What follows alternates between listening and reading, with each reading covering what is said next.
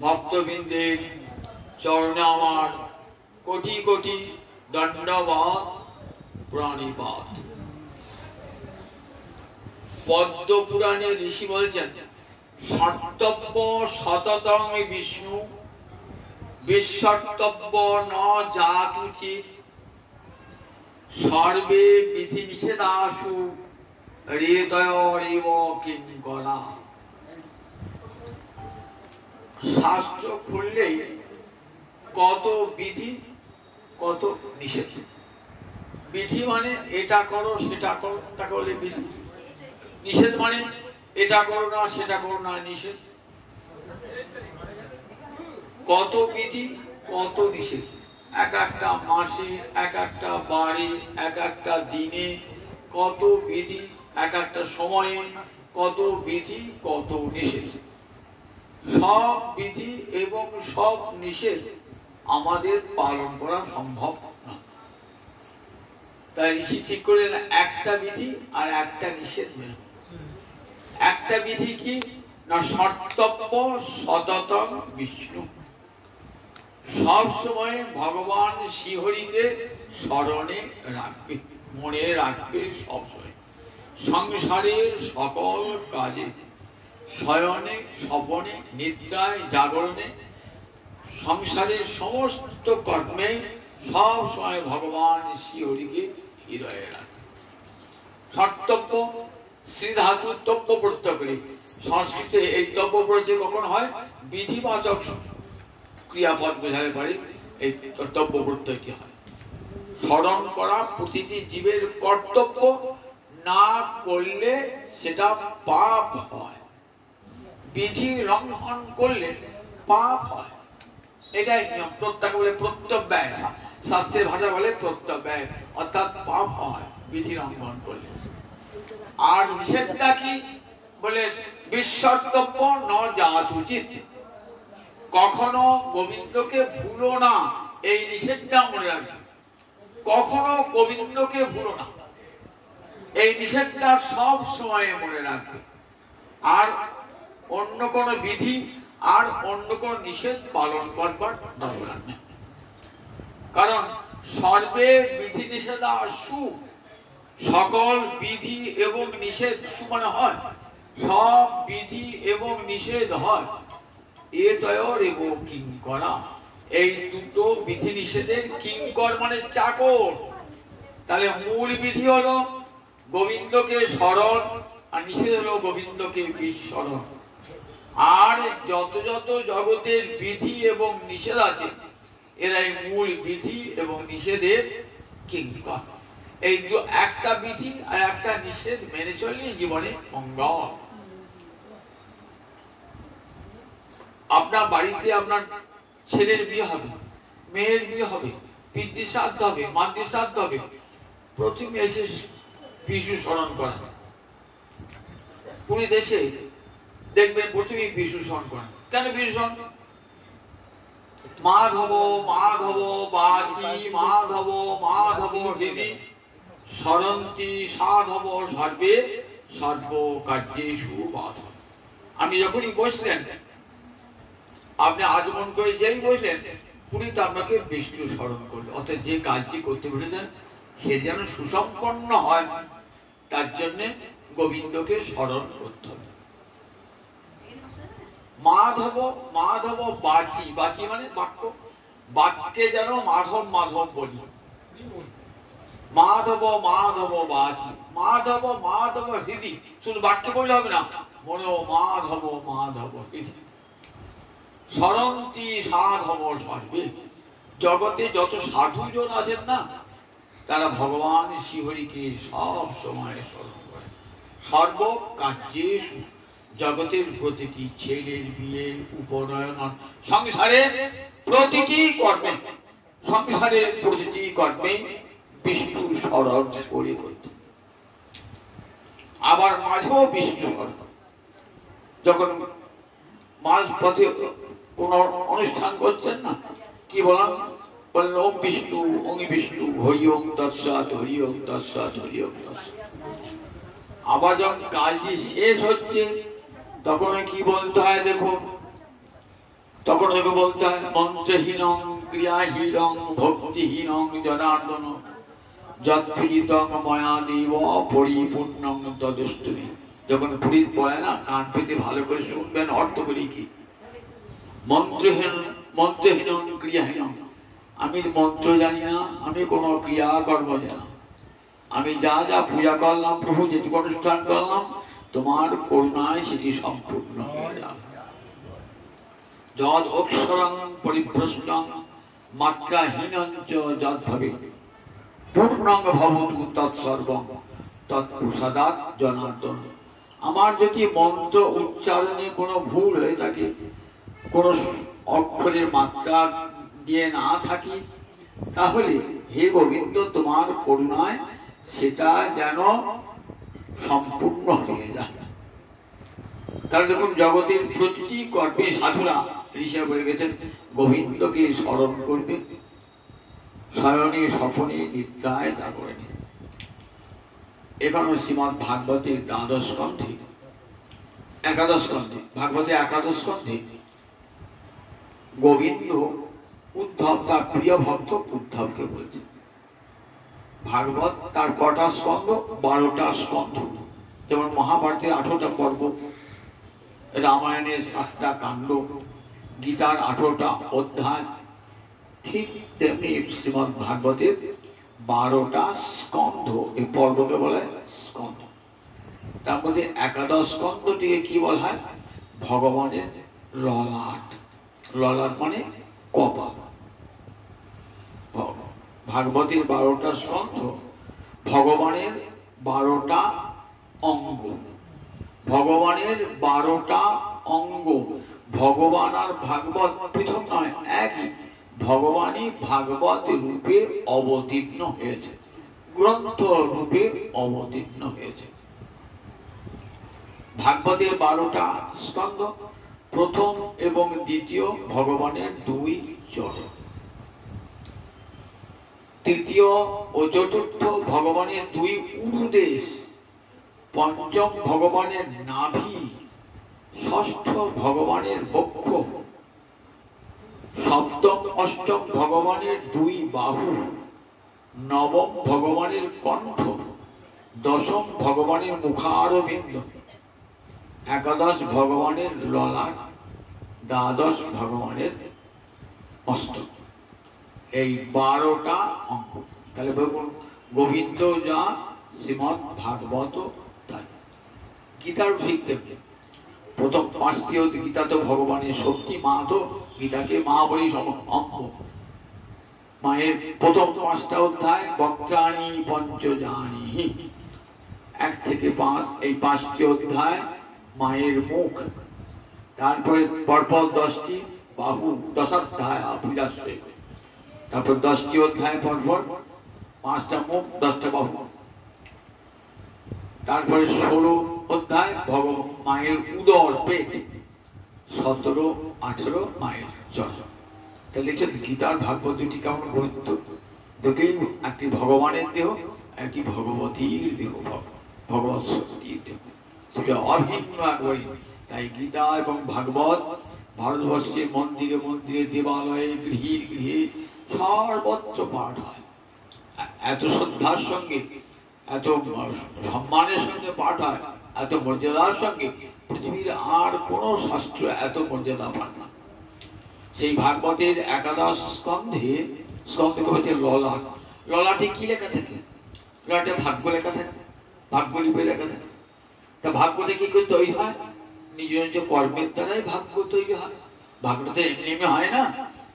বলে না, মানুষ কি করে না, নিজের ভাগ্য নিজেই নির্মাণ করে। আমরা কথা বলি না, মানুষ নিজের ভাগ্য নিজেই নির্মাণ করে।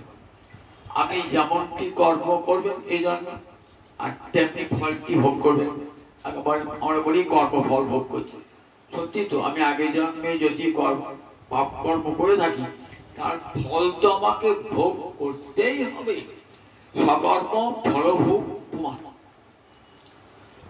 আপন আপন কর্মের ফল আমি স্বীকার করুন আর নাই করুন, ভোগ করতেই হবে। সকর্ম ফলভোগ প্রমাণ। তাহলে ভাগ্যটা আমি নিজে তৈরি করে থাকি। আমি যেমনটি করলাম, আমি যদি আমার বাবা মাকে খেতে না দিই, তাহলে এই কর্মটি করলাম তো, তাহলে এবার পরের জন্মে কি এই জন্মেই দেখবেন আমার ছেলেও আমাকে খেতে দেবে না।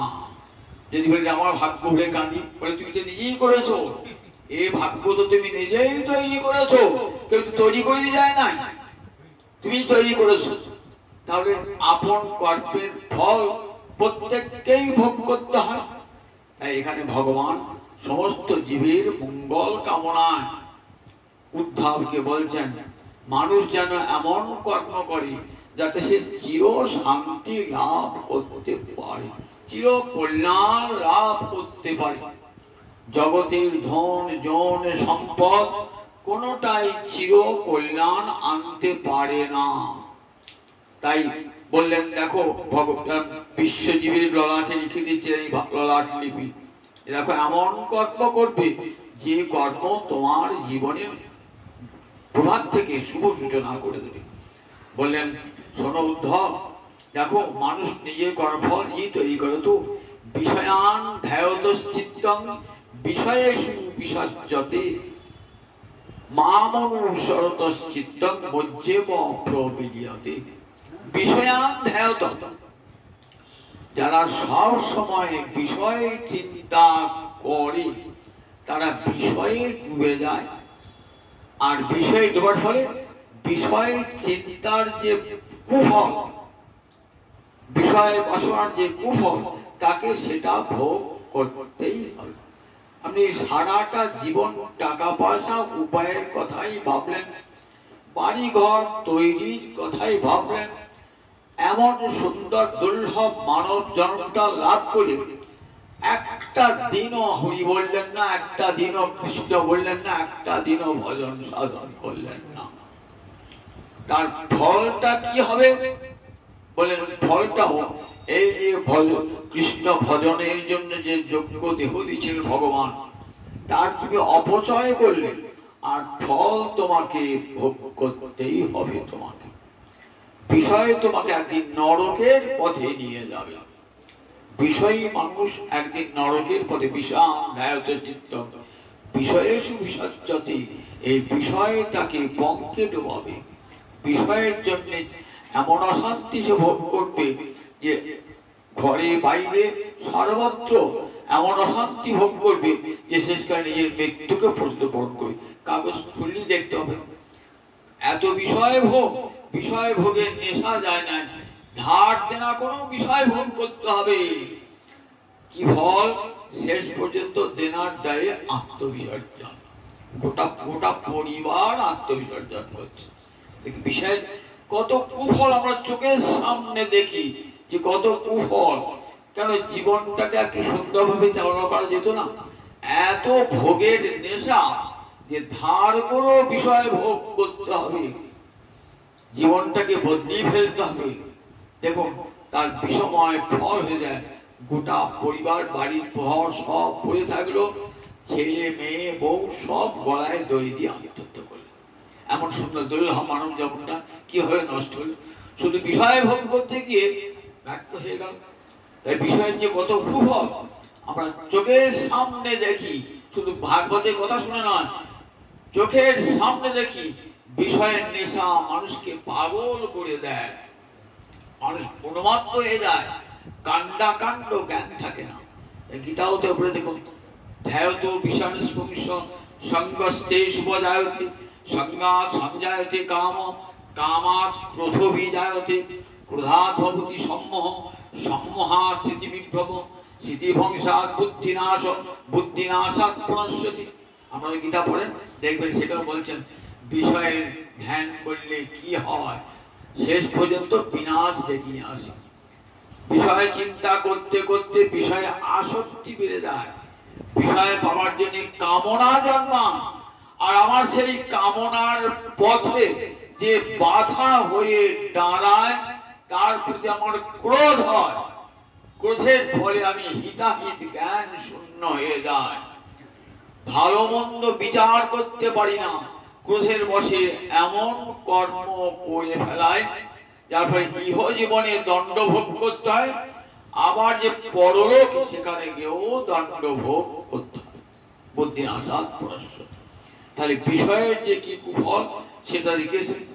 তারপরে এমন সুন্দর মানব, যেটুকু বিষয়ে সংসারটুকু চলে, যেটুকু চলে সেইটুকু চিন্তা করলেই তো হবে।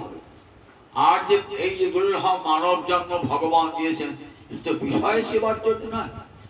আর ওই যে জন্ম আমি পেয়েছি, এর পূর্বে পাখি হয়েছি, হাতি হয়েছি, কুকুর হয়েছি, বিড়াল হয়েছি, তখন তো বিষয় ভোগ করেছি।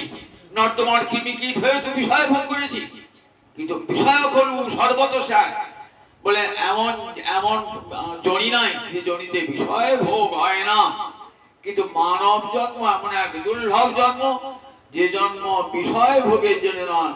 এই জন্ম ভগবান দিয়েছেন জীবনের শুরু থেকে ভগবান গোবিন্দকে স্মরণ করতে।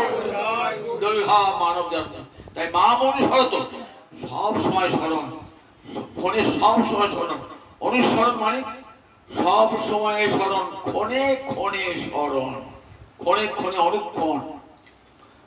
বললেন প্রতিক্ষণে স্মরণ। জীবন সকাল থেকে আরম্ভ করে রাত্রি সবার পর্যন্ত শাস্ত্রে বলা দেখবেন, ঔষধে ওষুধ খাচ্ছেন, ঔষধে চিন্তায় বিষ্ণু, বিষ্ণু বিষ্ণু খান।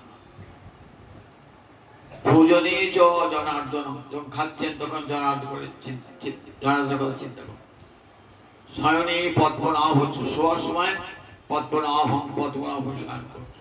এমনি করে গমনে বামন, যখন বেরিয়ে বাড়ি থেকে বামন বামন করে।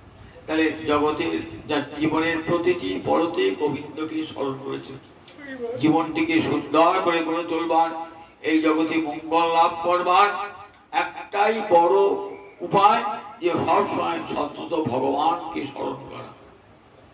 নডল সরকার বলে না, আমার শয়নে গৌর, আমার স্বপনে গৌর, গৌর নয়ন তারা, আমার জীবনে গৌর, মরণে গৌর, গৌর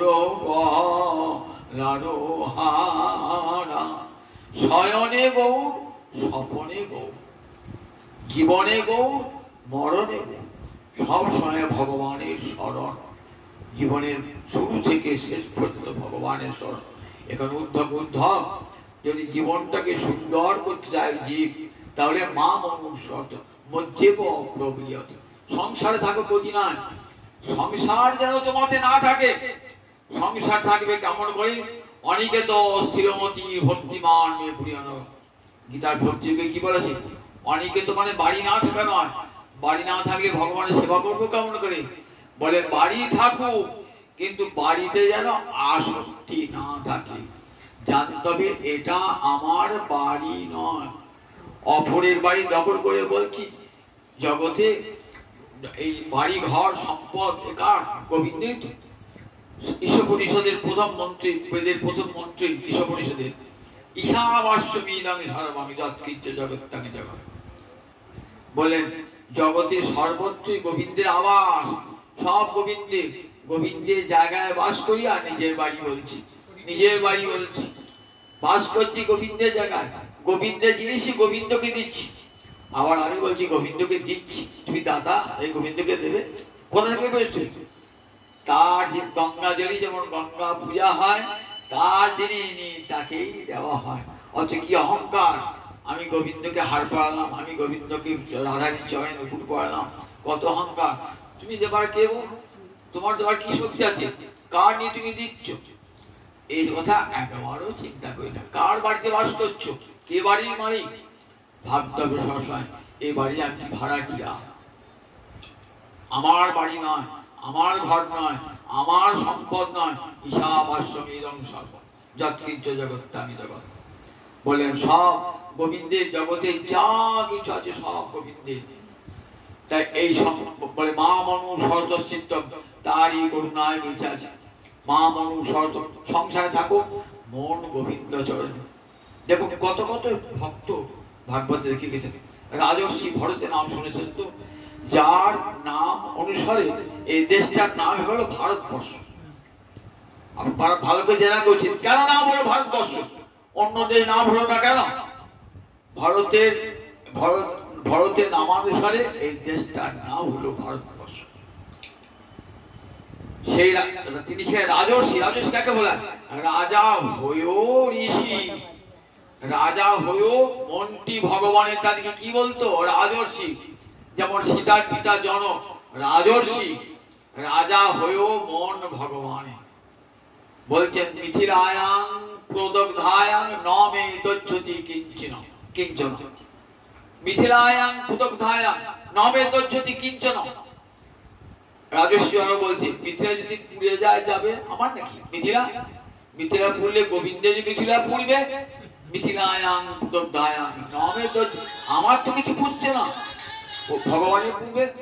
কতখানি ভগবানের নির্ভরতা রাজর্ষি। তাই সাধে রাজর্ষি জন, তেমনি রাজর্ষি ভরত, রাজা হয়েও ঋষি, মন ভগবানের সবসময়। সংসার করেছেন বটে, গোবিন্দের নির্দেশে রাজ্য শাসন করছেন, স্ত্রী পুত্র সব আছে, কিন্তু মন স্ত্রীতেও নয়, পুত্রেতেও নয়, রাজ্যেও নয়, সংসারও নয়, অর্থেও নয়, বিদ্যেও নয়, মন গোবিন্দের চরণারবিন্দে, চরণারবিন্দে মন দিতে থাক। এমনই মনে আসক্তি এসে করো, যাকে মনটা দেবেন কি হবে?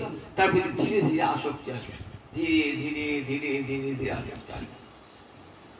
মন থেকে আসক্তি আসে, ভগবানের মন দিতে সবসময় তার কথা স্মরণ করছি, তার কথা কীর্তন করছি, আপনা আপনি মনের অজান্তেই তাকে ভালোবেসে ফেলবে। মনটাই তো আসল বস্তু, তাকে ভালোবেসে ফেলবে। ভালোবেসে ফেললেন রাজর্ষি ভরত। কাকে? স্ত্রীকে নয়, পুত্রকে নয়, বিষয়কে নয়, রাজ্যকে নয়, যশ গৌরবকে নয়, গোবিন্দকে ভালোবেসে ফেলেছেন অন্তরে। এত ভালোবাসা, সেই ভালোবাসা আর ঘরে থাকতে দিল না। যৌবন বয়সে শুধু স্তজদার সুতান সুহৃদরাজ্যং হৃদস্পৃশ জহৌ যুবৈব উত্তম শ্লোক লালস। সুখদেব বলছেন, মহারাজ পরীক্ষিতকে বলছেন, পরীক্ষিত তুমি তো অনেক বৃদ্ধ বয়সে এসেছো, তাও এসেছো কি জেনে? হরি অনুরাগী নয়, অভিশাপ পেয়েছো বলে। মহারাজ পরীক্ষিত অভিশাপ পেয়েছেন বলে আজ হরিদ্বারে ব্রহ্ম পুণ্যের তীরে এসেছেন। নিজের বিষয় আশয় সংসার পত্নী পুত্র সব যদি অভিশাপ না পেতে আসতেন না। তাই যেন কুশতে বলছেন, মহারাজ তুমি তো ওই বংশে জন্মিয়েছ, ওই ভরত বংশে জন্মিয়েছ, কিন্তু তোমার বংশের পূর্বপুরুষ জানো ঠিক অভিশাপ অভিশাপ পান নাই, অনুরাগে ভালোবেসে শুধু স্তজ দার সুতান। দার মানে পত্নী, সুত মানে পুত্র, শুধু স্তজ মানে শুধু দুস্তজ নয়, শুধু স্তজ ত্যাগ করা কঠিন। কখন? যৌবন বয়সে।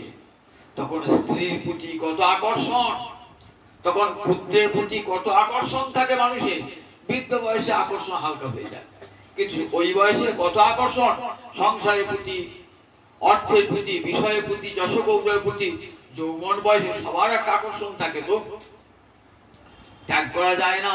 শুধু স্তজ দার সুতান, নিজের ছেলেটিকে ত্যাগ করা যায় না, নিজের স্ত্রীটিকে ত্যাগ করা যায় না, রাজ সম্পদ ত্যাগ করা যায় না, আত্মীয় স্বজন ত্যাগ করা যায় না, শহীদ নিজের বন্ধু বান্ধব আত্মীয় স্বজনকে ত্যাগ করা যায় না, রাজ্য এত বড় রাজ্য ত্যাগ করা যায় না, কারণ এগুলি হৃদস্পর্শ, হৃদয়কে স্পর্শ করে। আমার ছেলের যেটা একটু রোগ হয়, আমার হৃদয়টাকে ধরছে, ছেলেটা রোগটা সারবে তো, ডাক্তার কাছে বারবার বলছে ডাক্তারবাবু রোগটা সারবে তো। স্বামীর কিছু শরীর খারাপ বলছে, স্ত্রীকে বারবার বলছে সারবে তো। স্ত্রীর কিছু রোগ হয়, স্বামীকে বলছে, কারণ হৃদস্পর্শ, হৃদয়কে স্পর্শ করে বলে হৃদস্পর্শ। শুধু স্তজ দার সুতান সুহৃদ রাজ্য হৃদস্পর্শ। জহ পরিত্যাগ করলেন, জহ মানে পরিত্যাগ করলেন কখন? যুবৈব যুবা এব, যখন যৌবন বয়স যুবক তখন ত্যাগ। বৃদ্ধ বয়সে ত্যাগ অনেকেই করতে পারে, বৃদ্ধ বয়সে ত্যাগ করতে হয় না, ছেলে মেয়েরা ত্যাগ করিয়ে দেয়, তখন আর ত্যাগ করতে হয় না। তখন বলে ও এবার কেটে বিদায় করো, সংসার আমাদের হয়ে গেছে, তোমরা চলে যাও, তখন ত্যাগ করতে হবে না, আপনা আপনি তখন ত্যাগ করিয়ে দেয়। তাই দেখো যখন যুবৈব যুবক বয়সে ত্যাগ করলেন, কত আকর্ষণ। কিরকম ত্যাগ করলেন? যুবই মলবৎ ত্যাগ করলেন। মলবৎ ত্যাগ করলেন কেমন? উদাহরণ দিলেন বিষ্ঠার মতো। বিষ্ঠা ত্যাগ করে কেউ সেদিকে তাকায় না, কারণ ঘৃণার বস্তু তো। তাই সংসারটাকে, স্ত্রী পুত্রকে ওই বিষ্ঠার মতো ঘৃণ্য ভেবে ত্যাগ করলেন। কেন ঘৃণ্য? না ওই সংসার আমাকে একদিন কৃষ্ণ ভজন করতে দেয় নাই, পাপের পথে নিয়ে যেত। তাই মলবৎ পরিত্যাগ করেন, মলবৎ পরিত্যাগ করলেন।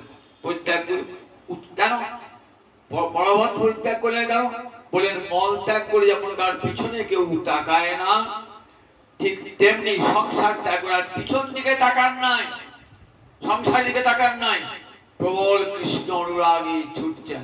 কোথায় ছুটছেন? গণ্ডকী নদীর তীরে। গণ্ডকী নদী কোথায়? হিমালয়ে আছেন গণ্ডকী নদী, যেখানে ভগবান শ্রীহরি শিলা হয়ে জন্মগ্রহণ করেন। শালগ্রাম শিলা কোথায় পান? শালগ্রাম শিলা এই গণ্ডকী নদী। গণ্ডকী পরমা হরিভক্তিমতী ছিলেন, ভগবানকে পুত্র রূপে পেতে চেয়েছিলেন, তাই ভগবান গণ্ডকী নদীতে শিলা হয়ে জন্মগ্রহণ করেছিলেন। এই গণ্ডকী নদী অতি বড় পবিত্র নদী। সেই গণ্ডকী নদীর তীরে পুলহনীশীর আশ্রম আছে। সেই পুলহনীশীর আশ্রমে গিয়ে একান্তে গোবিন্দ ভজন করতেন, নিরন্তর ভগবান শ্রীহরির স্মরণ করতেন। সর্বস্ব ত্যাগ করে দিয়ে যাকে মন দিয়েছেন তাকে 24 ঘন্টা ভালোবাসবার জন্য দেখলেন সংসারে থাকলে হবে না, সংসার আমার কৃষ্ণ চিন্তার বাধক। যাদের কাছে সংসার কৃষ্ণ চিন্তার বাধক হয় তারা সংসার ছেড়ে দেন, ছেড়ে চলে যান। আর যাদের কাছে সংসার কৃষ্ণ চিন্তার বাধক হন না তারা সংসারেই থাকেন। রাজর্ষি জনক যেমন সংসারেই ছিলেন, রাজা ভগীরথ, আমাদের মহারাজ অম্বরীশ যেমন সংসারেই ছিলেন, তিনি সংসার তাতে ছিল না। কিন্তু রাজর্ষি হরদাস থাকতেই বলেন না, নিষ্কাম ভক্ত, এতটুকু কামনা বাসনা অন্তর নাই, সর্বস্ব ত্যাগ করে গণ্ডকী নদীর তীরে বসে কৃষ্ণ ভাবনায় সমস্ত মনটাকে নিযুক্ত করে দিয়েছে। উত্তম শ্লোক হল আলোচনা। সুখদেব মহারাজ পরীক্ষিত তো অবাক হয়ে গেছে, এই যৌবন বয়সে রাজ ঐশ্বর্য সব পরিত্যাগ করে কি করে হয়? বললেন মহারাজ, উত্তম শ্লোক মানে গোবিন্দ, শ্লোক মানে যশ। উত্তম যশের কথা যার শাস্ত্রে বর্ণিত হয়েছে তাকে কি বলে? উত্তম শ্লোক।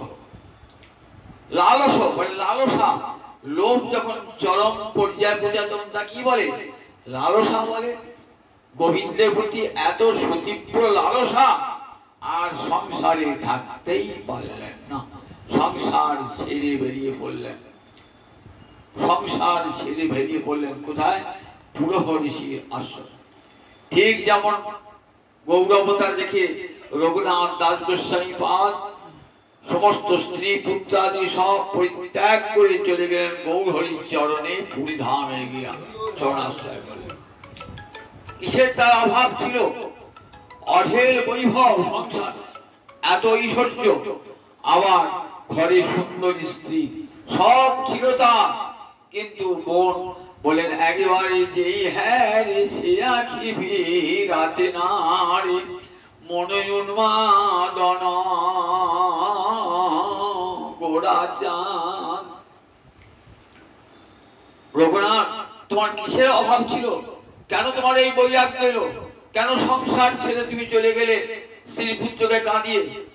তা বলে একথা আমাকে জিজ্ঞাসা করো না, তুমি একবার গৌরহরির দিকে একবার নয়নটি দাও, দেখলে যদি দেখার মতো দেখো তোমারও অবস্থা হবে আমার মতো। একবার যেই হ্যাঁ রে সে রাখিবি রাতে না রে মনে উন্মাদন গোড়া চাঁদ। গোড়া রূপের এমন মহিমা মনকে মাতিয়ে দেয়, তখন ওই রূপের চরণে আত্মবিসর্জন করবার জন্য সংসার ত্যাগ করে চলে যায়। গোবিন্দ দর্শন করে রাধারানী আর ঘরে থাকতে পেরেছিলেন? আর ঘরে থাকতে পারেন না। অল্প বয়সে প্রীতি করিয়া রহিতে না দিলে ঘরে। অল্প বয়সে হে গোবিন্দ আমাকে এমন ফাঁদে ফেললে, আর আমাকে ঘরে রইতে দিলে না, আমায় ঘরের বাহির করে দিলে, আমায় ঘরে রইতে দিলে না। একবার গোবিন্দ দর্শন করে আর গোপীগণ ঘরে থাকতে পারেন নাই, দেহ মন প্রাণ সব গোবিন্দ চরণে বিসর্জন করেছে। দেখার মতো দেখতে হবে। আমরাও গৌরহরিকে দেখি, রাধা মাধবকে দেখি, আবার এসে যথারীতি সংসার করি, সব ভুলে যায়। সেই জন্য ব্রহ্মা বলছেন দেখো, দেখার মতো দেখো গোবিন্দকে। কেমন করে দেখতে? প্রেমাঞ্জন ছুরিত ভক্তি বিলোচনেন সন্ত সদৈব হৃদয়ে সুবিলোকয়ন্তি ইয়মে শ্যাম সুন্দর অচিন্ত গুণ স্বরূপং গোবিন্দং আদি পুরুষং তমহং ভজামি। গোবিন্দং আদি পুরুষং, হে গোবিন্দ জগতের তুমি আদি পুরুষ, আমি তোমার চরণে শরণ গ্রহণ করলাম। তোমাকে দেখতে হয় কেমন করে? প্রেমাঞ্জন ছুরিত ভক্তি বিলোচনেন। আমাদের দৃষ্টি কেমন? একজনের প্রতি কুদৃষ্টি, একজনের প্রতি সুদৃষ্টি। একজনকে দেখতে ভালো লাগে, একজন দেখতে ভালো লাগে না। হয়তো বলে ভগবানের প্রতি কেমন? বলে ওই প্রেমের কাজল মাখা নয়নে ভগবানকে দেখতে। প্রেমের কাজল মাখা নয়নে প্রেমাঞ্জন ছুরিত ভক্তি বিলোচনেন সন্ত হৃদয়ে সুবিলোকয়ন্তি। সাধুরা কি দেখছেন? সাধু যখন গোবিন্দ দর্শন করেন না, প্রেমের কাজল মাখা চোখে গোবিন্দকে দর্শন করেন। তাই দর্শন করেও তাদের তৃপ্তি হয় না, তৃপ্তি হয় না। মনে হয় যেন কোনো কালে দেখি নাই, কোনো কালে দেখি নাই। মহাপ্রভু জগন্নাথ দর্শন করছেন তো গভীরভাবে আবিষ্ট হয়ে দেখছেন কেমন? চতুর্ভুজ নারায়ণ মূর্তি দেখছেন না, জগন্নাথ মূর্তি দেখছেন না। যে কালে দেখে জগন্নাথ বলরাম সুভদ্রা সাত, তবে জানি আইন ও কুরুক্ষেত্র। যখন জগন্নাথ দেখছেন না, তখন কি ভাবছেন? কুরুক্ষেত্রে এসেছি, কুরুক্ষেত্রে ভগবান ঐশ্বর্যময় তো। পরক্ষণে মনটা কেমন আছে দেখছেন, শ্যাম সুন্দর মদন মোহন ভক্তিভঙ্গ ভঙ্গি হয়ে দাঁড়িয়ে আছেন, যমুনার কূলে দাঁড়িয়ে আছেন। এই দর্শন করতে করতে এমন হয়েছেন না, ভগবান আবিষ্ট আছেন। লক্ষ লক্ষ নরনারী জগন্নাথকে দর্শন করছেন। জগন্নাথের যখন অর্চনা হচ্ছে সকালবেলাতে প্রাতকালে, লক্ষ লক্ষ নরনারী। তখন একটি উড়িয়া রমণী মহাপ্রভু কাঁধে চেপে দেখছে জগন্নাথকে দর্শন করছেন। মহাপ্রভু হুঁশ পর্যন্ত নাই যে আমার কাঁধেকে চেপেছে, হুঁশ পর্যন্ত নাই। মহাপ্রভু দেখছে আবিষ্ট হয়ে, আর সে উড়িয়া রমণীও দেখছে আবিষ্ট হয়ে দর্শন করছে। গোবিন্দ সেবক তো গোবিন্দ নাম নাম ছুটে গেছে, ছুটে গিয়েছে মেয়েটা নিয়ে পড়ছে। মহাপ্রভু নারী তো মুখে দর্শন করতেন না, মুখে নারী উচ্চারণ করতেন না, প্রকৃতি বলতেন সবসময়, মুখে নারীর শব্দ উচ্চারণ করতেন না, এমন কঠোর বই রাখতেন। কিন্তু পিঠে নারী উঠে সে বুঝতেই পারেন না। নামিয়ে দিয়েছেন তো, মেয়েটিকে নামিয়ে দিয়েছেন তো। তখন মেয়েটা লজ্জায় পড়ে গেছে, মহাপ্রভু প্রণাম করছে। তখন মহাপ্রভু বলছেন দেখো দেখো কেমন দেখলাম মায়ের মতন কেমন দেখছে, ওইরকম আমি যে দেখতে পারি জগন্নাথকে। আহা দেখেছো, আহা কেমন জগন্নাথের দৃষ্টি, জ্ঞান নাই পর্যন্ত কার পিঠে পা দিয়েছি। আমি যেন অমনি করে, আমাকে কি বা করো তুমি, আমি যেন তোমার মতন করে জগন্নাথকে দেখবো। দেখার মতো দেখা তো, জগন্নাথকে দেখে আবিষ্ট হয়ে দেখছেন, আবিষ্ট। মহাপ্রভু জানতে পারছেন না, আবার ওই উড়িয়া রমণীও জানতে পারছেন না। আবার মহাপ্রভু উড়িয়া রমণীকে প্রণাম জানাচ্ছেন, মা তোমার মতন যেন আমি অমনি করে দেখি আবিষ্ট চিত্তে দর্শন করি ভগবান। কারণ প্রেমের কাজল মাখা নয়নে দর্শন করছেন তো। তখন মনে হচ্ছে রূপ বলছে প্রভু এবার চলো, অনেক বেলা হয়ে গেল, চলো প্রভু দাঁড়াও রূপ আর একবার দেখি, প্রাণনাথকে আর একবার দেখি, আর একবার দেখি। ভোগ হয়ে গেল, কপাট বন্ধ করে দিয়েছি, দরজা বন্ধ করে দিয়েছি। মহাপ্রভু বসে পড়েছেন মন্দিরে দাঁড়াতে, টস টস টস টস করে নয়ন জল করছে। নয়ন জলে জগন্নাথ মূর্তি অঙ্কন করছেন, আবার চোখের জলে ফেলে যাচ্ছে, টস টস করে জল পড়ছে। জগন্নাথ মূর্তি অঙ্কন করছেন, আবার চোখের জলে ভেসে যাচ্ছে। ঠিক যেমন সীতা দেবী রাম মূর্তি অঙ্কন করছেন, নয়ন জলে ভাসছেন, বাল্মীকি আশ্রমে নয়ন জলে ভাসছেন আর রাম মূর্তি ভেসে যাচ্ছে, ঠিক তেমনি করে দর্শন করছেন। কেমন দর্শন! আমার যদি ওরকম দর্শন হতো তাহলে কি সংসার করতে পারতাম? তাই প্রেমাঞ্জল ছড়িত ভক্তি বিলোচন সন্ত সদৈব হৃদয়েষি বিলকায়ন্তি ইয়ঙে শ্যাম সুন্দর অচিন্ত গুণ স্বরূপম।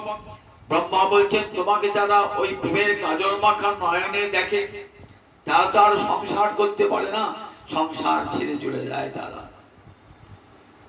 সাধুরা তাই সংসার করতে পারেন না, সংসার ছেড়ে দিয়ে পালান। কেন? ওই সংসার আমাকে গোবিন্দ দর্শন করতে দেবে না, তাই সংসার ছেড়ে দিয়ে পালান। সদৈব হৃদয়, তারা সব সময় হৃদয়ের মাঝে ভগবান শিবকে দর্শন করছেন, বোধ হয়ে রয়েছেন। যাকে ভালোবাসেন, আমরা যাকে ভালোবাসি কি করি? সব সময় তার ছবিটা হৃদয়ে দেখি, যাকে ভালোবাসি। এই জগতে কোনো নারী কোনো পুরুষকে ভালোবাসে কি পুরুষ কোনো নারীকে ভালোবাসে, দেখবেন সব সময় তার কথাটা স্মরণ হচ্ছে। ঠিক তেমনি করে ভালোবাসে, ভগবানকে ভালোবাসে, দেখবেন সব সময় সতত তার ভগবানের স্মৃতিটা হৃদয় মাঝে হয়ে বেড়াচ্ছে। এমনি করে ভালোবেসেছেন রাজর্ষি ভরত। উত্তম শ্লোক লালসা, ভগবানের এত লালসা, কতক্ষণে ভগবানকে পাবো, পাগল হয়ে ছুটছেন ফুল আশ্রয়ে। ফুল আশ্রয়ে বসে ভগবানকে ডাকছেন, দিবারাত্র গোবিন্দকে ডাকছেন, নয়ন জলে ভাসছেন। এইবার উপযুক্ত সময় হয়েছে গোবিন্দ ভজনে। আর কেউ নাই নিকটে, স্ত্রী নাই, পুত্র নাই, কেউ নাই, ঘর নাই, বাড়ি নাই, প্রজাদের কোনো অভিযোগ কিছুই শুনতে হচ্ছে না, কেবল হরি ভজন করছে। কিন্তু হরি ভজন করলে অনেক বাধা আসবে, কিন্তু গোবিন্দ দেখে নেয় যে ভজনটা খাঁটি বটে কিনা। আপনি সোনার দোকানে সোনা বেচতে গেলেন, তো এই সোনাটা আমাকে টাকা দেন, আমি খুব তাড়াতাড়ি আছে বলে, তাড়াতাড়ি থাকলো, সোনার দাম দিত, আমি আগে পরীক্ষা করে দেখে নেবো তুই পিতল এনেছো না কাঁসা এনেছো না সোনা এনেছো। দাঁড়া, কষ্টি পাথর দিয়ে ঘষে দেখবো সোনা বটে কিনা, তবে ওজন করে দামটা দেবো। ভক্তি মহারানী ভগবানের আদেশ আছে, দেখে নেবে ওদের চোখে জলটা পড়ছে খাঁটো সোনা না ওটা কাঁসা না পিতল, দেখে নেবে ওটা সত্যিকারে সোনা বটে কিনা, সত্যিকারে ভজন বটে কিনা, ও দেখে নেবে।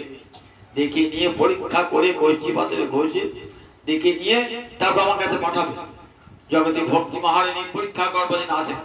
আমরা অনেক সময় সংসারে ঝালা ফালা হলো, গৌরের কাছে কালাম, রাধাবার কাছে, সংসারে ভালো লাগে না সংসার, তারপর করে আমার সংসার ভালো লাগে, কিন্তু তখন হঠাৎ বৈরাগ, শ্মশান বৈরাগ এসে যায় মাঝে মধ্যে, সেটা তো খাঁটি নয়।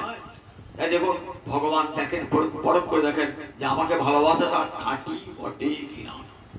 একটা ভগবান পরীক্ষা করলেন, কিরকম? একটা হরিণী, গর্ভবতী হরিণী, সে জল খেতে এসেছে যে নদীতে, একটা সিংহ গর্জন তুলেছে। হরিণী ভয়ে কি করেছে? ভয়ে তার গর্ভ থেকে সন্তানটি ভূমিষ্ঠ হয়ে গেছে, সেই জলে ভাসতে করছে, আবার সন্তানটি জলে ভাসছে। মাটি ভেসে অনেক দূর চলে গেল, সন্তানটি ভাসতে ভাসতে যাচ্ছে, আর রাজর্ষি ভরত থাকতে পারলেন না, সন্তানটিকে ওই হরিণী সবটি করে তুললেন, নিজের সন্তানকে ছেড়ে দিলেন। দেখুন, নিজের সন্তানকে ছেড়ে দিলেন একটা হরিণ শিশুর জন্য, কেমন মায়ায় পড়ে গেলেন।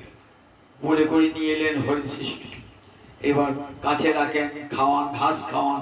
আস্তে আস্তে হরিণ শিশুটি বড় হচ্ছে, আর কেমন মমতা বৃদ্ধি পাচ্ছে।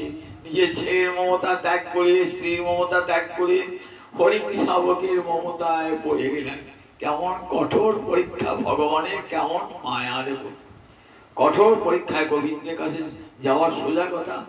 গোবিন্দের মায়া এমন না, জনমহী মায়া। দৈবিধ্যেষা গুণময়ী মম মায়া দুরত্যয়া মামেব যে প্রপদ্যন্তে মায়ামে তাং তরন্তিতে। আমার গুণময়ী মায়া ভয়ঙ্কর, একে ত্যাগ, একে অতিক্রম করা বড় কষ্টকর। এত বড় সাধক, সাধনার এত উচ্চ স্তরে উঠেও গোবিন্দের মায়ায় কেমন মুক্ত হয়ে গেল। এবার হরিণ চিন্তা করতে গিয়ে হরি চিন্তা নাই, হরিণ চিন্তা কোথায়? হরিণ জায়গায় হরিণ চিন্তা, হরি হরি না হরিণ চিন্তা। কি হলো দেখুন, মরবার সময় তো হরিণ চিন্তা করেছেন, তো এবার কি হলো, পরের জন্মে হরিণ হয়ে এলেন। মরণে যা মতি শৈবগতির ভাবে, মরণকালে যা চিন্তা হবে পরজন্মে তেমনি গতি হবে। যদি গোবিন্দ গোবিন্দ করতে করতে চান তাহলে গোবিন্দের ভক্তের কুলে জন্ম হবে। আর যদি সংসার চিন্তা করতে করতে যান তাহলে কৃমি কীট হয়ে পশু পাখি কীট পতঙ্গ হয়ে আসতে হবে। গোবিন্দ চিন্তা করতে দেখাচ্ছে ভাগবত, মরণে যা মতি শৈব গতি ভবে। মরণে আমরা যেমন মতি হবে তেমনি গতি হবে। গীতা পড়লেও দেখবেন, আমাকে স্মরণ করতে করতে যদি কেউ কলেবর পরিত্যাগ করে পরজন্মে সে আমাকেই প্রাপ্ত হয়। এই গীতা বাক্য ভাগবত বাক্য কোনদিন মিথ্যা হয় না। সূর্যটা মিথ্যা হতে পারে, সূর্য পূর্ব দিক থেকে পশ্চিম দিকে উঠতে পারে, কিন্তু গীতা বাক্য ভাগবত বাক্য ভগবত বাক্য তো কোনদিন মিথ্যা হয় না। পড়ে গেলেন ভাগ দই বিচ্ছয় সাগুণময়ী মায়া ফাঁদে পড়ে গেলেন। এইবার হরিণ হয়ে জন্মেছেন, হরিণ হয়ে জন্মেছেন বটে, কিন্তু ভগবানের স্মৃতিটা যায় না। হরি ভক্তি কখনো নাশ হয় না, মনে রাখবেন। জগতের সব নাশ হয়ে যায়, ধন সম্পদ বৈভব বিদ্যা বুদ্ধি সব নাশ হয়ে যায়, কিন্তু ভগবত ভক্তি কোনদিনই নাশ হয় না, কোনদিন নাশ হয় না। ভগবত ভক্তেরও পতন হয় না এবং ভক্তিও কখনো নাশ হয় না। পতনটা শুধু দেখাবার জন্য জগতে বলে, এটা আরোহণেরই একটা ক্রম। খাড়া পাহাড়ে উঠতে গেলে দেখবেন খাড়া ওঠা হয় না, বাড়ির সিঁড়িগুলা কেমন করেন, খাড়া করেন, খাড়া করেন না, ওরা আবার একটু বেঁকে আসেন, আবার খাড়া করে আবার বেঁকে আসেন। কেন? খাড়া হতে গেলে পড়ে যাবে। ঠিক তেমনি যদি উঠতে যান না, ওই একটু বাঁকিয়ে নামানো হয়। ঠিক তেমনি ওটা পতন নয়, ওটা আরোহণেরই একটা ক্রম। রাজর্ষি ভরতের পতন হয় নাই, ওটা আরোহণেরই একটা ক্রম মাত্র। এইবার দেখুন ওই হরিণটি এবার কি করছেন, হরিণটি কোথায় যান, ঋষিরা যেখানে বেদ পাঠ করছেন বসে বসে শোনেন, হরিণটি বেদ পাঠ শুনছে। কি খেতেন, ঋষিরা ভিক্ষা করে এনে গোবিন্দকে ভোগ লাগাতেন, প্রসাদ খেতেন, সেই প্রসাদের পাতাগুলো ফেলে দিতেন, হরিণটাকে সে পাতাগুলো চাটতেন। হরিণ তো ঘাস খায়, সে ঘাস টাস খেত, সে দেখতো কোথায় হরিণ এক পাশে বসে, ঋষিরা বসেছেন বেদ পাঠ করছেন, পুরাণ পাঠ করছেন, পাশে বসে বসে হরিণটি শুনছেন আর ওই প্রসাদ খাচ্ছেন। এইবার কিন্তু হরি চিন্তা, সব সময় হরি চিন্তা। এইবার হতে আর অন্য কোনো চিন্তা নাই। মনে মনে ভাবছেন, কেন আমার এই হরিণ কলেবর, আমার এই হরিণ কলেবর কেমন, হরিণ চিন্তা করতে করতে হরিণ কলেবর হয়েছে।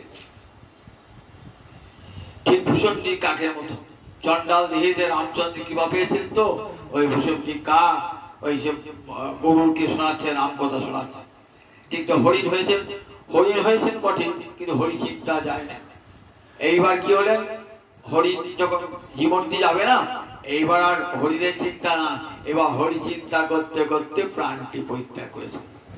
এই যে তৃতীয় জন্ম, এই তৃতীয় জন্মে রাজর্ষি ভরত মুক্ত পুরুষ হয়ে থাকে। 3 জন্মে মুক্ত পুরুষ হয়ে গেলেন।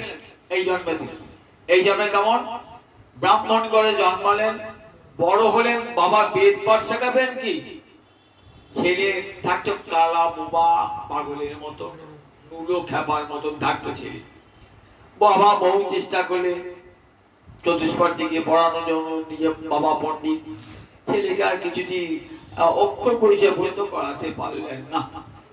বাবা আমার সব ছেলেগুলো মানুষ হলো, এই ছেলেটাই অমানুষ হয়ে পড়ে থাকলো। কালা ছেলে থাকতেন, বোবা ছেলে থাকতেন, পাগলের মতো থাকতেন। আমার মা কি মরেও গেল। এবার কি হবে, ভাইদের সব বিয়ে হয়েছে, সংসার হয়েছে, এবার কি করে ভাইদের চাকর কাটে, খেলা খাপা বোবা তো কি করবে, দুটি কুটি খেতে দেয়, দেয় না। গরুকে যা খেতে দেয় না, খেতে দেয়, তা কি ভরত কোথায় খেতে দেয়, ভরত তাই খাচ্ছে। নিরভিমান ভরত, কোনো অভিমান নাই, ভরত সেইভাবেই সংসার করছে। সংসার করতে করতে কোথায় ভাইরা সব শস্য লাগিয়েছে, জমিতে শস্য লাগিয়েছে, রাত্রিবেলাতে এসে পশুরা খেয়ে দেয়, কে পাহারা দেবে, ভরতকে বলে যা তুই রাত জেগে থাকবি। ভরত রাত জেগে বাহার হচ্ছে, কোনো মান অভিমান কিচ্ছু নাই। দেখুন অথচ মুক্ত পুরুষ, অন্তর হরিশরণে ভরা, কৃষ্ণ শরণে মনটি ভরা। ভাই দেশের কথা জানতে পারবে। পাগল হয়ে আছেন কেন? জগন্মত্ত পিশাচবধ। তিনি জড়ও নন, পাগলও নন, পিশাচও নন, খ্যাপাও নয়, পাগল নন। কিন্তু সেই যে আছেন কেন? যাতে আমাকে খ্যাপা পাগল বলে লোকে দূরে সরিয়ে রাখে, কারণ সঙ্গ যেন করতে না হন। এই সঙ্গের জন্য আমার হরিণ জন্ম প্রাপ্ত হয়েছিল, আর আমি কারোর সঙ্গে মিশবো না, কারো সঙ্গে কথা বলবো না, আমি নিঃসঙ্গ হয়ে থাকবো। জন্মত্ব পিশাচ।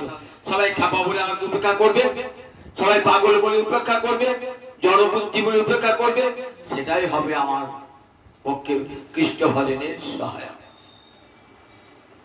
ভরত এমনি করে কি করছে? রাতে পাহারা দিচ্ছেন। এদিকে সৌরাষ্ট্র দেশে রাজা রঘুগণ, সৌরাষ্ট্র এখন তাকে সুরাট বলি, সেই সৌরাষ্ট্রের যে রাজার নাম হচ্ছে রঘুগণ। তিনি যাচ্ছেন কোথায়? পালকি হাঁকিয়ে যাচ্ছেন। কোথায় যাচ্ছেন? নিজের গুরু বাড়ি যাচ্ছেন, কপিলাশ্রমে যাচ্ছেন। যেতে যেতে পালকিতে চারটে করে লোক কানে কেউ বয় তো, একটা সর্দার থাকে, ওই পালকি বাহকের সর্দার। যেতে একটা লোক অসুস্থ হয়ে পড়েছে, তখন পালকিতে যাবে কি করে? বলছে এই এক কাজ কর, একটা লোক ধরে নিয়ে। কোথায় লোক পাবে? বাহকটা ঘুরতে ঘুরতে করে দেখছি একটা রাতে বেলাতে একটা লোক একটা জমির আলের উপর বসে আছে। এই দেখছি লোকটা কত সুন্দর, চেহারাটা ভালো, চল রাজা পালকি বই। বড় চলে এলো, পালকি বইছে। বড় নিরভিমান একদিন যিনি রাজা ছিলেন, রাজর্ষি ছিলেন, আজ তিনি রাজা পালকি বইছেন। পালকি বইছেন, পালকি বইছেন বটে, কিন্তু অন্য বাহকদের পালকি বইবেন না। পালকি বলতে বলতে দেখে আসে যে তুলসী গাছ। এইবার মনে করেন অন্য বাহকরা তুলসী গাছ মারিয়ে চলে যাচ্ছে, আর রাজস্বী বলছে বাবা তুলসী গাছ, তুলসী শ্রীহরি প্রিয়া, পাটা তুলে যাচ্ছে। পরে পালকি চাপ পড়ছে, কোন জায়গায় পিঁপড়ে যাচ্ছে, তখন কি করছেন? পাটা টিপে যাচ্ছে, পাটা তুলে যাচ্ছে, পিঁপড়ে আমার পায়ে চাপে, পিঁপড়ে না মরে। রাজা ভিতর থেকে বলছে এই কেন রে পালকি আমার হেলদোল করছে কেন রে? তারপরে আমার জন্য, আমাদের জন্য নয়, এই মোটা লোকটার জন্য, এই মোটা অপরাধ লোকটার জন্য। রাজা পালকির দরজা করে চলে, এই তোমার চেহারাটুকু মনে হয় হাঁটতে পারছো না, খুব ক্লান্ত হয়েছো, হাঁটতে পারছো না, জানো আমি রাজা, আমি কি শাস্তি দান করতে পারি? এইবার ভরত মুক্তি খুলছে। ভরত বলছে আমি ক্লান্ত নই। তুমি ক্লান্ত নাও? বললেন আমি তো পালকি বই নাই, আমার দেহটা পালকি বইছে, দেহটা ক্লান্ত হতে পারে, আমি তো আত্মা, আমি ক্লান্ত নই, ক্লান্ত হই না। আত্মা কখনো ক্লান্ত হয় না। আত্মা আমি পালকি বই নাই, আমার দেহটা পালকি বইছে, আত্মা কোনো পালকি বয় না। তুই মোটা বলে আমি মোটাও নাই, আমি রোগাও নাই, আমার দেহটা মোটা, দেহটা রোগা। দেখছেন আমি বলতে কোনটা বলেছেন, দেখেছেন তো?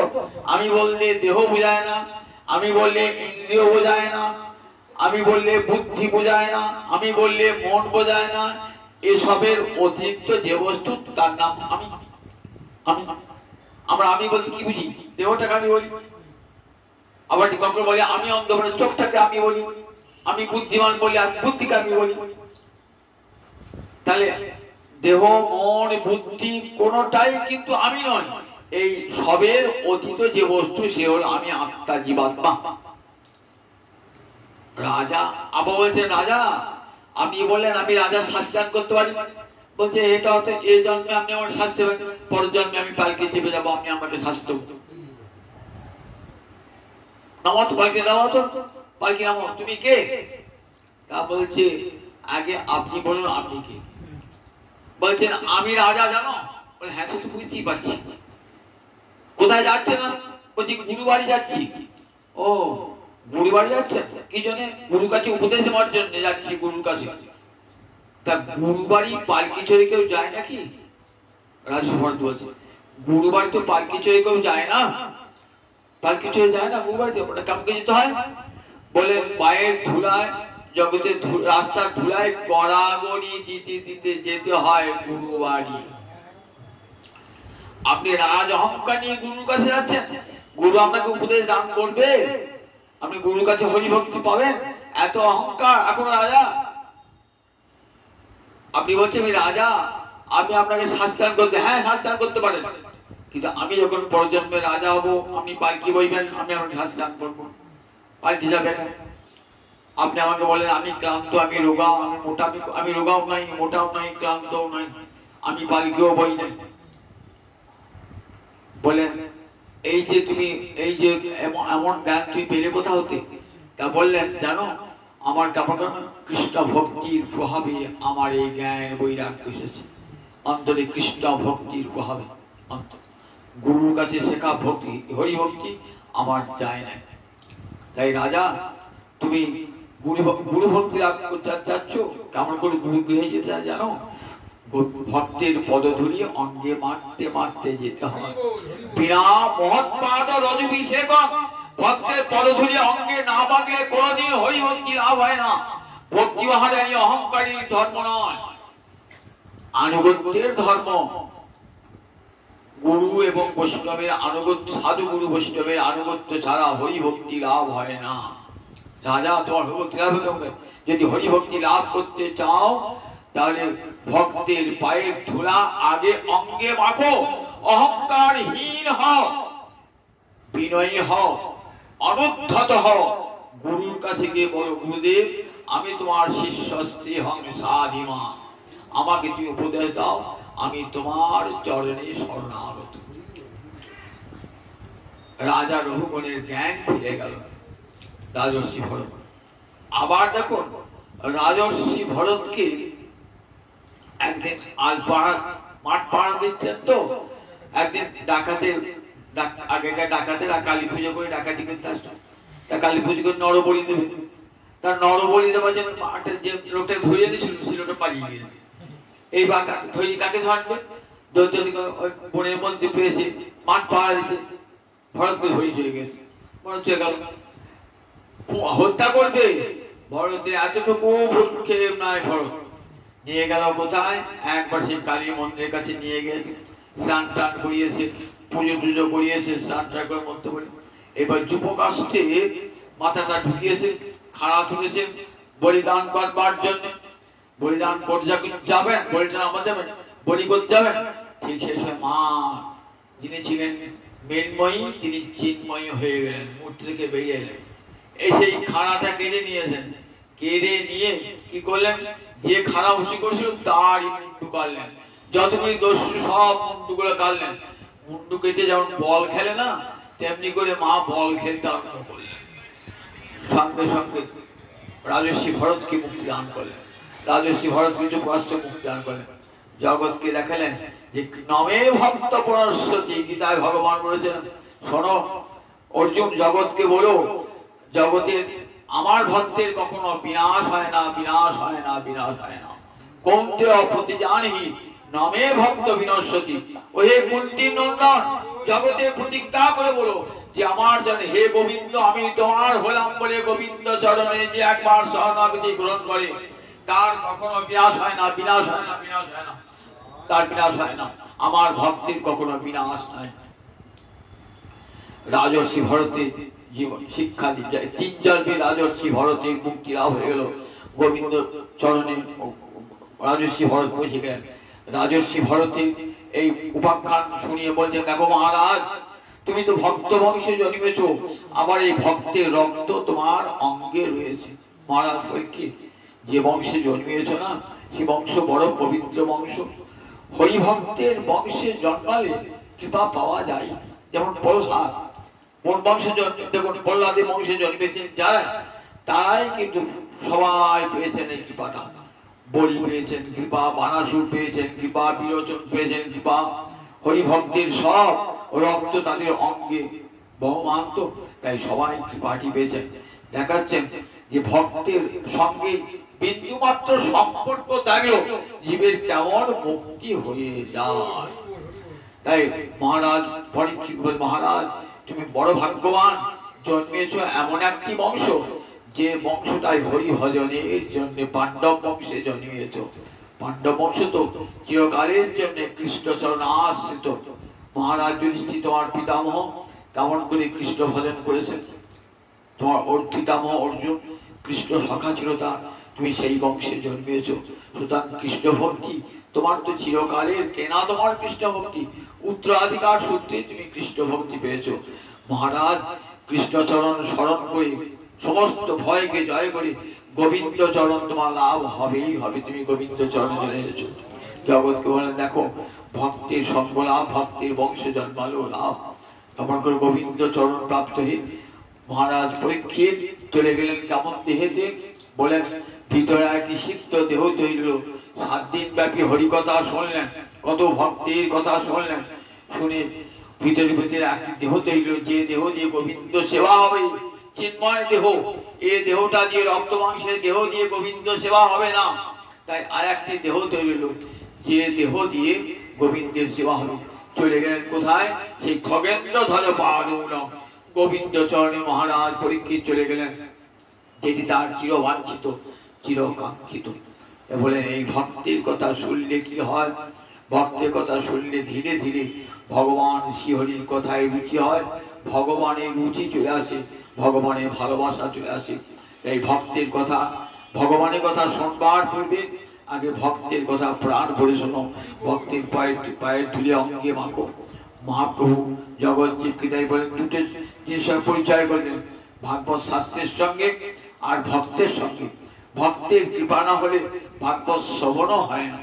ভক্ত সঙ্গ ভক্ত আনুগত্য করলে ভাগবত শ্রবণ হয় এবং হরি ভক্তি লাভ হয়ে জীবন ধন্য হয়ে যায়। তাই এই কলিকালে আর অন্য কোনো ধর্ম নয়, একমাত্র ভাগবত ধর্ম। বসে বসে হরি কথা শ্রবণ করুন, হরি ভক্তির কথা শ্রবণ করুন। আর আমার মহাপ্রভু দেওয়া হরে কৃষ্ণ কৃষ্ণ কৃষ্ণ হরে হরে, হরে রাম রাম রাম হরে হরে। জীবনে মুক্তির মন্ত্র হরি কথা শ্রবণ করুন। যার আজকে বার্ষিকীতে প্রাণ তিথিতে আজ হরিকথা, তিনি রাধা গোবিন্দ চরণে চিরশান্তি লাভ করুন। তাই পাঠটি আজ তারই কল্যাণের উদ্দেশ্যে পাঠটি উৎসর্গীকৃত হলো। এগুলি আজ এখানে আজ হরিকথার বিশ্রাম। জয় নিতাই জয় নিতাই জয় নিতাই জয় নিতাই। জয় জয় রাধে কৃষ্ণ গোবিন্দ, জয় জয় রাধে কৃষ্ণ গোবিন্দ, রাধে গোবিন্দ রাধে গোবিন্দ, রাধে গোবিন্দ রাধে গোবিন্দ, জয় জয় রাধে কৃষ্ণ গোবিন্দ, জয় জয় রাধে কৃষ্ণ গোবিন্দ, জয় জয় শ্যাম সুন্দর মদন মোহন বৃন্দাবন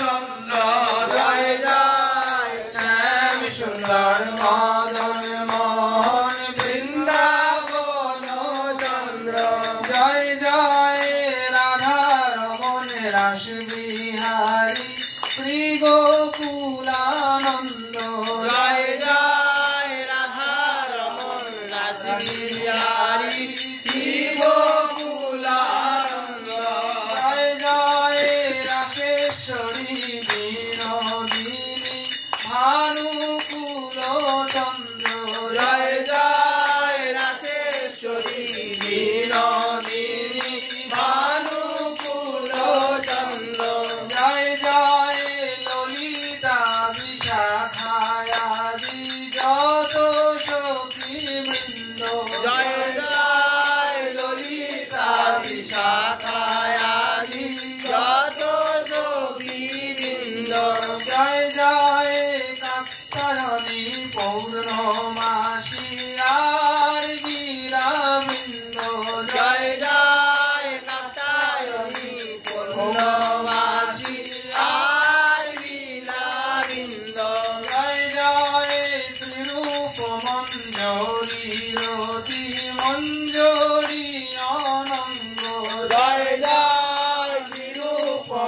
মঞ্জরি অতি মঞ্জরি আনন্দ জয় জয় কৃপা করি দেহ যুগল চরণারবিন্দ জয় জয় কৃপা করি দেহ যুগল চরণারবিন্দ যেন আকুল প্রাণে গাইতে পারি জয় রাধে গোবিন্দ যেন আকুল প্রাণে গাইতে পারি জয় রাধে গোবিন্দ জয় রাধে জয় রাধে জয় রাধে জয়